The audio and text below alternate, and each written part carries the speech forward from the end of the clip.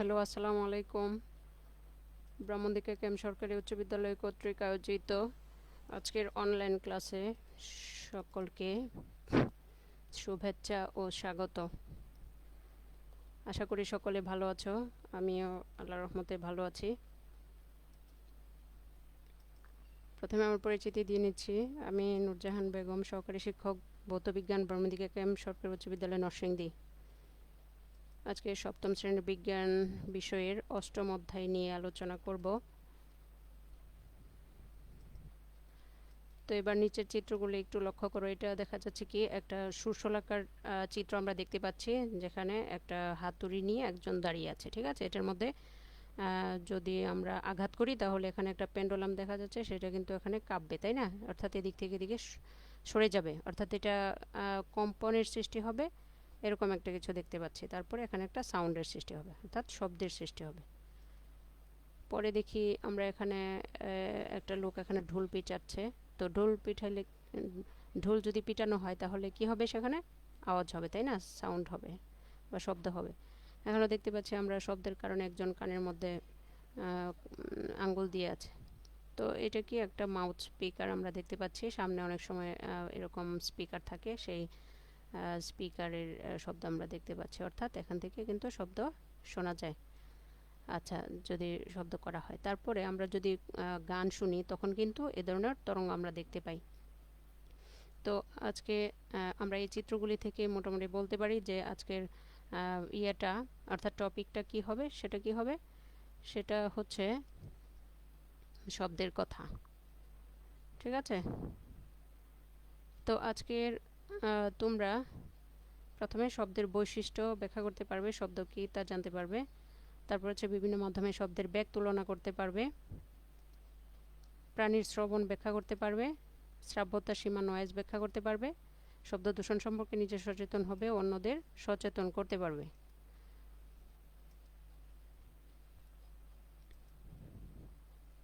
আচ্ছা, এবার দেখি শব্দ ও এর উৎপত্তি স্থল। শব্দ কি? শব্দ হচ্ছে এক প্রকার শক্তি যা আমাদের ব্রেনে শ্রবণের অনুভূতি জন্মায় এবং তার ফলে আমরা কানে শুনতে পাই।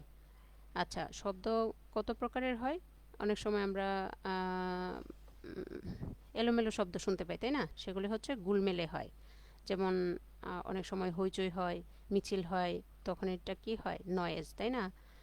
তারপরে হচ্ছে সুরহীন শব্দ, অর্থাৎ অনেক সময় সুরহীন হয়, সেটা যেমন মানে শ্রুতিকটু লাগে, যেমন হর্নের শব্দ গাড়ির। তারপর হচ্ছে কুকুরের ঘেউ ঘেউ শব্দ। এগুলি যে সুরযুক্ত শব্দ, সেটা হচ্ছে কি বাঁশির এবং হারমোনিয়ামের সুর, সেগুলি শুনতে ভালো লাগে। আচ্ছা, প্রতিটা এই যে আমরা এখানে গুলমেলে সুরহীন সুরযুক্ত শব্দ যে বললাম, এগুলির প্রত্যেকটারই কিন্তু কি উৎস আছে। আর এগুলির শব্দ করার সময় এগুলিতে যখন আমরা শব্দ করি বা এদেরকে যখন আঘাত করি, হ্যাঁ, কোনো যেমন বাঁশি, হারমোনিয়ামের, এটার মধ্যে যখন আমরা কোনো স্পর্শ করা হয় তখন হচ্ছে শব্দটা করে যখন স্পর্শ করা হয় বা আঘাত করে যখন স্পর্শ করা হয় তখন কিন্তু এখানে একটা কম্পন অনুভূত হয় আর কি আমাদের হাতের মধ্যে। তো এখানে এটা হচ্ছে আমরা কি দেখতে পাচ্ছি? অ্যালার্ম ঘড়ি। সেটা আমরা যখন সকালবেলা ঘুম থেকে ওঠার জন্য অথবা কোনো সময় অ্যালার্ম দেওয়ার জন্য যখন আমরা এই ঘড়িটা ব্যবহার করি তখন হচ্ছে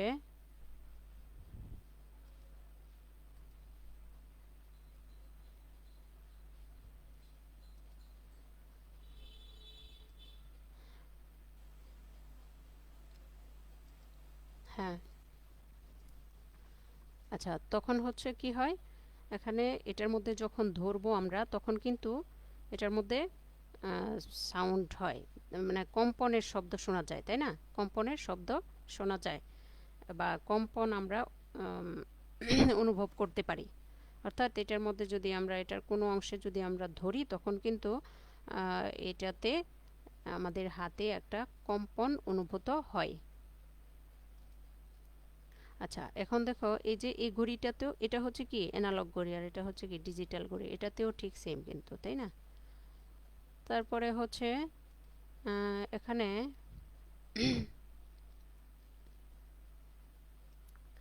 এখানে দেখো আরেকটা আমরা যেটা স্কুলের ঘন্টার যে ইয়েটা দেখতে পাচ্ছি, ছবিটা, এটাতেও যখন ঘন্টা বাজানো হয় তখনও কিন্তু কি হয়, এটাতে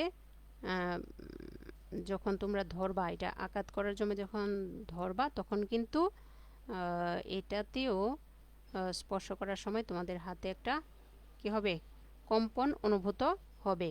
তাইলে আমরা বুঝতে পারছি কি যে যখন কোনো একটা বস্তুকে আঘাত করা হয়, হ্যাঁ, তখন কিন্তু এখানে কম্পনের সৃষ্টি হয়, আর এই কম্পন থেকেই হচ্ছে শব্দ সৃষ্টি হয়। ঠিক আছে,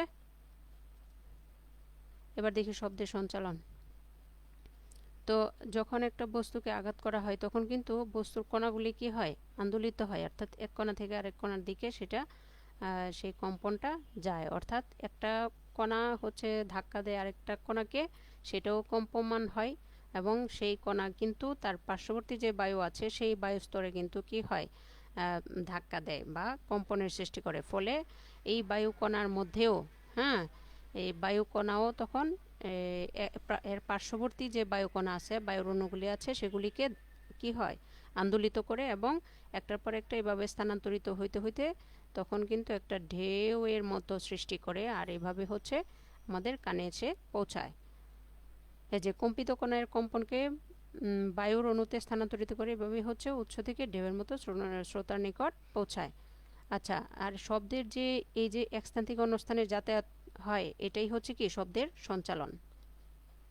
এখন শব্দ সঞ্চালনের জন্য মাধ্যমের প্রয়োজন। মাধ্যম ছাড়া কিন্তু কি হবে না, শব্দ সঞ্চালিত হবে না।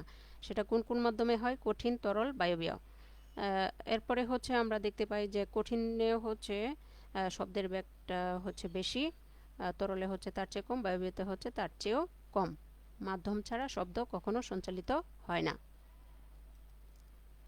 আচ্ছা, এটা আমরা কিভাবে প্রমাণ করব, মাধ্যম ছাড়া কিভাবে শব্দ সঞ্চালিত হয় না? যেমন আমরা এখানে কাচের একটা জার নিয়েছি, তো জারের ভিতরে দেখা যাবে কি, হ্যাঁ, জারের ভিতরে এটা হচ্ছে কি একটা কর্ক লাগানো, এটার ভিতরে আবার হচ্ছে একটা ঘন্টা দেওয়া, তারপরে হচ্ছে এখানে কিছু লোহার কিছু জিনিসপত্র দেওয়া আছে আর কি। হ্যাঁ, তো এখানে একটা বেল দেওয়া আছে, ঠিক আছে, ইলেকট্রিক বেল, মানে এটা ভিতরে বাজানো হবে। ঠিক আছে, তো নিচে আমরা যেটা দেখতে পাচ্ছি সেটা হচ্ছে কি ভ্যাকুয়াম, মানে বের করার জন্য, বায়ু বের করার জন্য এটা একটা পাইপ এখান দিয়ে দেওয়া হয়। ঠিক আছে, তো এটা হচ্ছে কাচের একটা জার বলা হয়। ঠিক আছে, অর্থাৎ বয়মের মতো। তো এখানে যদি আমরা এটাতে সাউন্ড সৃষ্টি করি তাহলে কিন্তু আমরা বাইরে থেকে এটার শব্দ শুনতে পাবো না। কেন শুনতে পাবো না? কারণ কি এখানে বায়ু নেই, অর্থাৎ এটার ভিতরে কোনো বায়ু নেই। সেজন্য হচ্ছে সেই বায়ুটা বাহিরে বের হইতেও পারে না, আর সেই বায়ুকে আন্দোলিতও করতে পারে না, যার দরুন আমরা শুনতে পাই না। ঠিক আছে, তো অতএব আমরা বলতে পারি যে মাধ্যম ছাড়া শব্দ কি হবে না, সঞ্চালিত হবে না। আচ্ছা, এবার দেখি কঠিন মাধ্যমে শব্দের বেগ। তো কঠিন মাধ্যম তো আমরা বুঝতেই পারতেছি যে কঠিন হচ্ছে যেগুলি, তো বুঝোই। তো এখানে যদি আমরা স্কেলটাকে ধরি, হ্যাঁ, এটা কিন্তু স্টিলের, তাই না, এটা হচ্ছে কি কঠিন একটা পদার্থ। সেটাকে আমরা যদি একটা টেবিলে আঘাত করার পরে, হ্যাঁ, এক প্রান্তে ধরে আর এক প্রান্তে হচ্ছে কানের দিকে যদি এভাবে আমরা ধরি, তাহলে কিন্তু এখানে একটা কম্পনের শব্দ কিন্তু আমরা শুনতে পাবো। ঠিক আছে, তো সেখান থেকে আমরা এই পরীক্ষাটা থেকে আমরা কি বলতে পারি যে কঠিন মাধ্যমে কি হয়, শব্দ, হ্যাঁ, শব্দের যে আন্দোলন বা শব্দের যে কম্পন, সেই কম্পনের মাধ্যমে আমরা সেখানে শুনতে পাই।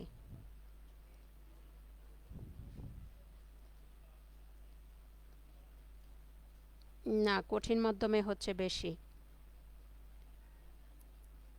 হুম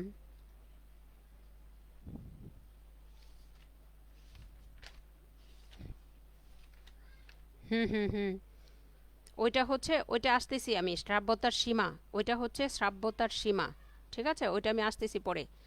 তো এখানে কঠিন মাধ্যমে হচ্ছে তোমার, আমরা নর্মালি জানবো যে কঠিন মাধ্যমে হচ্ছে শব্দ মানে সবচেয়ে বেশি দ্রুত চলে। অর্থাৎ এখান থেকে এই মানে এই এখানে তুমি শব্দ করছো, সেই শব্দটা কিন্তু খুব দ্রুত তোমার কানে পৌঁছাবে। ঠিক আছে, তারপরে দেখো এখানে তরল মাধ্যমে শব্দের বেগ। এখন তরল মাধ্যমে শব্দের বেগ যদি আমরা নির্ণয় করতে চাই, যেমন এখানে হচ্ছে পানি ভরলাম, পানি ভরার ফলে তো এখানে আবার এই প্রান্তে যদি আমরা এখানে একটা মানে আঁচড় কাটি, হ্যাঁ, এখানে যদি আমরা আঁচড় কাটি আর এইদিকে যদি আমরা কানটা রাখি এখানে, তাহলে কি বুঝতে পারবো, এখান থেকে কিন্তু শব্দটা আমরা কানে শুনতে পাবো, কিন্তু আঁচড় কাটার একটু পরে। ঠিক আছে, তো সেই জন্য আমরা এখান থেকে বলতে পারি যে এই তরল মাধ্যমে কঠিন মাধ্যমের চেয়ে একটু পরে কি হবে, শব্দ স্থানান্তরিত হবে। অর্থাৎ কি বলে এটা, কঠিন মাধ্যমে যেরকম শব্দটা খুব দ্রুত চলে, হ্যাঁ, কিন্তু তরল মাধ্যমে হচ্ছে তার চেয়ে একটু কম। ঠিক আছে। আচ্ছা, তারপরে হচ্ছে দেখি শ্রাব্যতার সীমা। শ্রাব্যতার সীমাটা কি?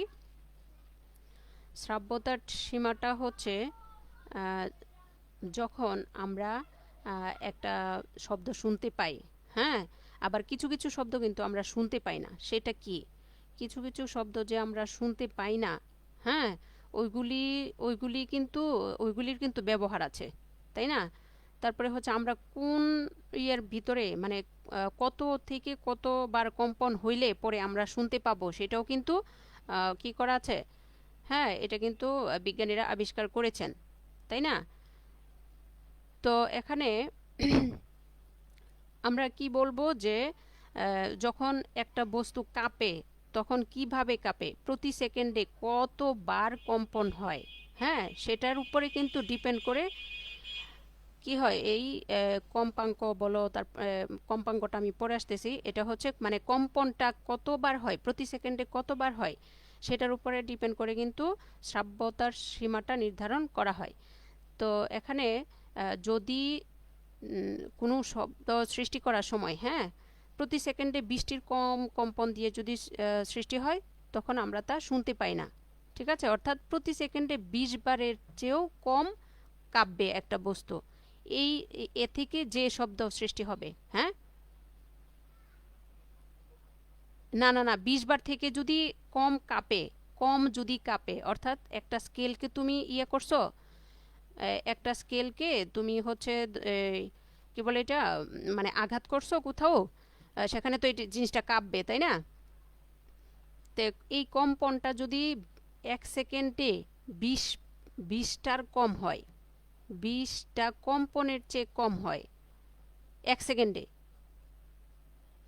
তাহলে সেখান থেকে যে শব্দ উৎপাদন হবে সেটা আমরা শুনতে পাবো না। ঠিক আছে, এটাকে বলা হয় শ্রুতি পূর্ব শব্দ। ঠিক আছে, অর্থাৎ 20টির কম কম্পন দিয়ে যে শব্দ শুরু হবে সেটা আমরা শুনতে পাবো না, আর এরকম শব্দকে বলা হয় শ্রুতি পূর্ব শব্দ। আচ্ছা, আবার যে শব্দ প্রতি সেকেন্ডে 20,000টির বেশি কম্পন দিয়ে সৃষ্টি হয়, তাও আমরা শুনতে পাবো না। ঠিক আছে, তো এটার নাম কি? এটার নাম হচ্ছে শ্রুতি উত্তর শব্দ। তাইলে আমরা কি কি পেলাম? শ্রুতি পূর্ব, আর আরেকটা হচ্ছে কি শ্রুতি উত্তর। শ্রুতি উত্তর। তো এখন শ্রুতি পূর্ব কোনটা? যেটা হচ্ছে 20টার কম কম কাব্যে, আর যেটা হচ্ছে 20,000-এর চেয়ে বেশি কাব্যে, সেটা হচ্ছে শ্রুতি উত্তর। ঠিক আছে, তো এরকম যেমন শ্রুতি উত্তর হচ্ছে কুকুরের এরকম শব্দ শুনে, আমরা যেহেতু শুনি না, তাই না, অর্থাৎ 20,000-এর চেয়ে বেশি হলে আমরা শুনবো না সেটা। তো সেটা কার আছে? কুকুরের কিন্তু এই শোনার ক্ষমতাটা আছে। আবার পুলিশের হুইসেল, পুলিশরা কিন্তু দেখবা ডগ স্কোয়াড কিন্তু ব্যবহার করে, তাই না? তাদের পুলিশের এক ধরনের হুইসেল আছে, সেই হুইসেলটা যখন বাজায়, হ্যাঁ, তখন এই কুকুরেরা কিন্তু এই হুইসেলের আওয়াজটা শুনতে পায়, যেহেতু এটার এটা হচ্ছে কি শ্রুতি উত্তর শব্দ। ঠিক আছে, আবার আল্ট্রাসাউন্ড, আল্ট্রাসাউন্ডের শব্দটাও হচ্ছে কি শ্রুতি উত্তর শব্দ, অর্থাৎ 20,000-এর চেয়েও বেশি বার কম্পন দেয়, অর্থাৎ প্রতি সেকেন্ডে 20,000-এর চেয়েও বেশি বেশি কম্পন দেয়। আচ্ছা, তো এখন প্রতি সেকেন্ডে যে বস্তুর যে কম্পন হয় সেটাকে বলা হয় কি কম্পাঙ্ক। ঠিক আছে, অর্থাৎ প্রতি সেকেন্ডে বস্তু, এখন তুমি যদি একটা আমি স্কেলের কথা বলছি, স্কেলকে তুমি যদি ইয়ে করো, কি বলে এটা, আঘাত দিয়ে তুমি যদি স্পর্শ করো, সেটা যদি পরিমাপ করো, অথবা এটার সাথে যদি তুমি আরেকটা জিনিসকে আঘাত দিয়ে তুমি যদি এটাকে স্পর্শ করে তুমি যদি দুইটার কম্পেয়ার করো যে 1 সেকেন্ডে কয়বার কেঁপেছে বা কতবার কম্পমান হয়েছে, হ্যাঁ, সেটা কিন্তু এক হবে না। তাই না? অর্থাৎ প্রতি সেকেন্ডে কম্পনের হার কিন্তু ভিন্ন ভিন্ন হবে, আর সেটাই হচ্ছে কি তাদের কম্পাঙ্ক। ঠিক আছে, আর একক হচ্ছে হার্টজ, এটা মনে রাখবা তোমরা। আচ্ছা, তারপরে আর মানুষের শ্রাব্যতার সীমা হচ্ছে 20 থেকে 20,000-এর মধ্যে। ঠিক আছে, অর্থাৎ 20 থেকে 20,000 হার্টজের মধ্যে হচ্ছে মানুষের কি শ্রাব্যতার সীমা, অর্থাৎ এর ভিতরে হলে মানুষ শুনবে। যদি 20-এর চেয়ে কম হয় অথবা 20,000-এর চেয়ে বেশি হয় তাহলে মানুষ শুনবে না। ঠিক আছে, তো এটা তোমাদের একটা ইনফরমেশান। তারপরে হচ্ছে আমরা প্রাণীরা কিভাবে শুনতে পায়, অর্থাৎ আমরা কিভাবে শুনি সেটা কি। আমরা জানি যে বায়ুতে হচ্ছে শব্দের বেগ তো কত 343 মিটার পার সেকেন্ড, অর্থাৎ প্রতি সেকেন্ডে 343 মিটার বেগে যায়। ঠিক আছে, সেটা হচ্ছে বায়ুতে। আবার পানিতে হচ্ছে 1496 মিটার পার সেকেন্ড। ঠিক আছে, আবার হচ্ছে যদি আমরা কঠিন পদার্থের ক্ষেত্রে ধরি তাহলে কিন্তু সেটা আরও অনেক বেশি। ঠিক আছে, 5,000 6,000 এরকম। তো সেখান থেকে আমরা কিন্তু দেখতে পাই কি যে অতি দ্রুত চলে হচ্ছে কঠিন মাধ্যমে, তারপরে হচ্ছে তরলে, তারপরে হচ্ছে বায়ুতে। আচ্ছা, এখন আমরা যদি নির্ধারণ করি যে প্রাণী কিভাবে শুনতে পায়। আমরা জানি যে কানের যে গঠনটা সেটা হচ্ছে কি কানের যে বাইরের অংশটা আছে সেটা হচ্ছে অনেকটা ফানেলের মতো, তাই না? অর্থাৎ এই জিনিসটা কি একটা ফানেলের মতো, তো এই দিক দিয়ে আসে। হ্যাঁ, এদিক দিয়ে ধরো এই যে এখানে আসে, এই যে এখানে যে পর্দাটা দেখতে পাচ্ছি, হ্যাঁ, এটা এটা হচ্ছে কি টিম্পেনিক পর্দা। তো এটার মধ্যে এসে এখানে কি হয়, এখানে ইয়েটা আঘাত করে, এই যে এখানে বাইরে থেকে এই শব্দটা এখানে আসে, আসলেই পরে হচ্ছে আমরা আমাদের ব্রেইনে সেটা অনুভূত হয়, আর এভাবেই আমরা শুনতে পাই। আচ্ছা, এবার দেখি হচ্ছে নয়েজ কাকে বলে।